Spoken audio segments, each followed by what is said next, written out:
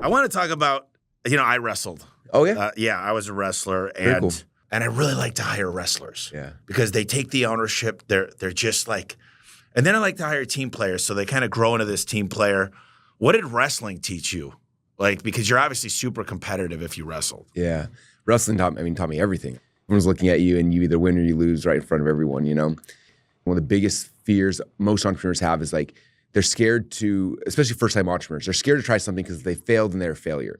And so for me, what wrestling, what sports taught me is that like, if I fail, I'm not a failure. Like one of my favorite stories about this, my junior year in high school, start of the year, my goal is to be state champ. It's the first match of the season. I wrestle this guy and he beats me.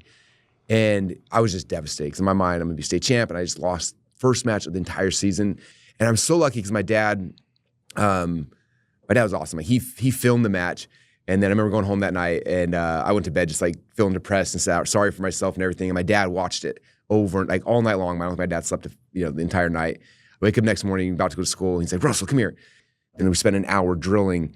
And we did that every single day for the entire 4-month season. My dad would show up, we drill it. And so we go drill it again.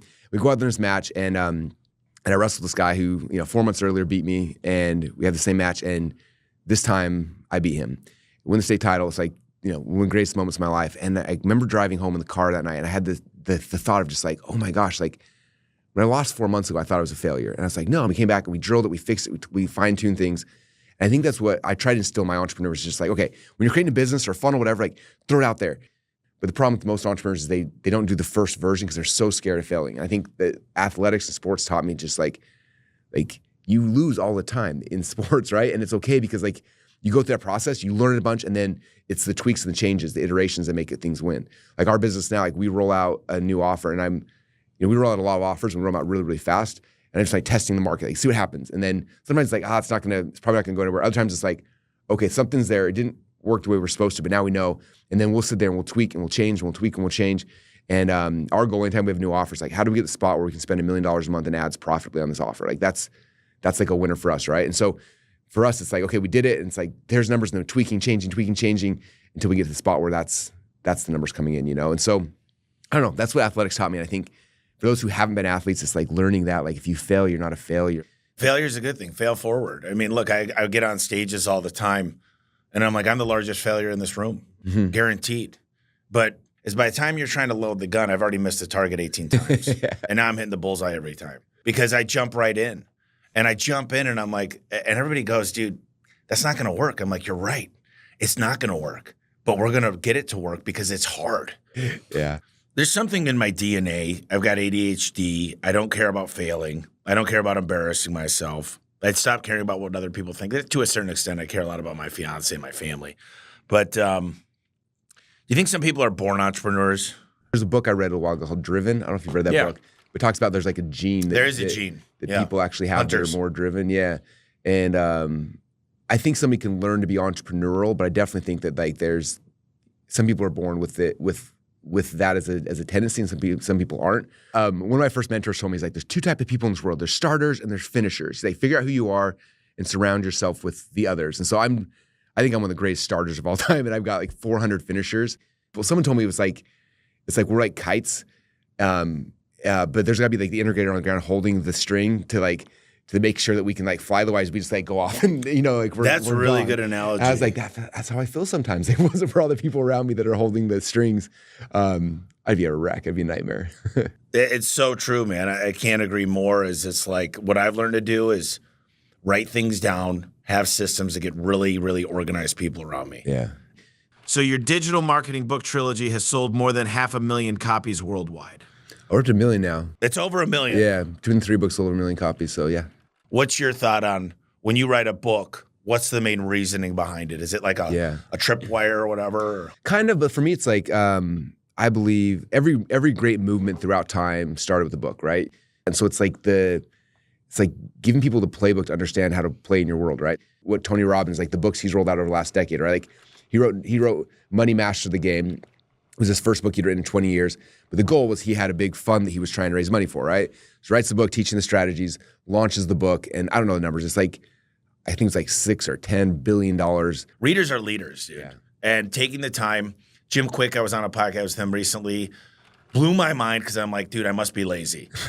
But what I've noticed is it's hard to be everything. There's 168 hours in a week. You can spend 50 sleeping, 50 working, 10 working out, still have 60 hours left for family if you watch Netflix, whatever. But how do you maintain, because I know you're a strong believer, you're a family man, you're excited about business, you're taking care of your fitness, you're learning all the time. How do you find yourself handling those? Yeah. It's a good question. And first off, I do agree with you. Like, it's hard to be well-rounded most of the time is impossible, right? Everything great in my life came during times of radical imbalance, right? When we launched ClickFunnels, it was radical imbalance for a season.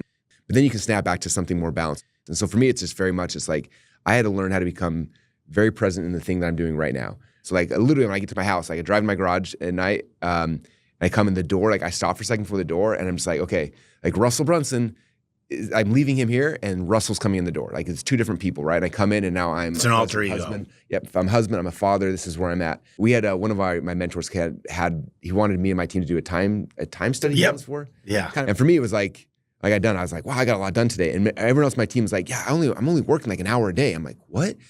Like I couldn't fathom. And they're like, yeah, like between all this stuff, like I'm only actually getting an hour. And for me, it's like I was the opposite. Like I was like, you look at my day, like it is jam packed. There's not time. I'm just like. Yeah, there's no breaks. I mean, the calendar's lit up. Yeah, and so I think that's what a lot of people understand is just like it's like compartmentalizing the environments, and then when you're in there, like you got to be, and that's how, at least for me, how I get a lot of stuff done. No, 100%. Ed Milet has talked about he's built a workday into 6 hours, and he's got 3 workdays to year 1. And as much as I love the guy, I think he's so amazing. I'm like, you know what?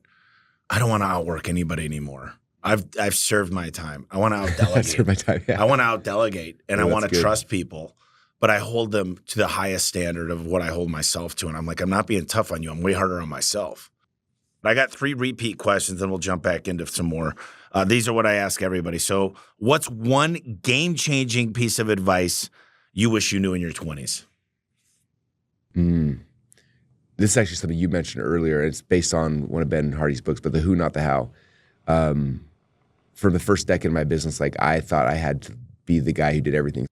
And it wasn't until one of my now business partners, Todd Dickerson, he was an employee of mine working on stuff. And then when we had the idea for ClickFunnels, he was like, I want to do this with you, but I don't want to do it as an employee. I want to do it as your partner. And I was like, but I'm the guy. Like I do everything. I'd never had a partner. Like, no, This is like, and it was funny because like he lives in Atlanta. I live in Boise. He was up in Boise for a week because we were planning the next thing we were going to create, and we had the idea for ClickFunnels. We mapped it out.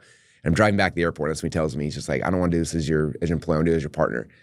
And it was all I'm literally dropping off the airport to say bye to him. And it's just like, what do I say? What do I say? And in that moment, I like literally it was the second best decision of my life outside of marrying my wife was like saying yes to him.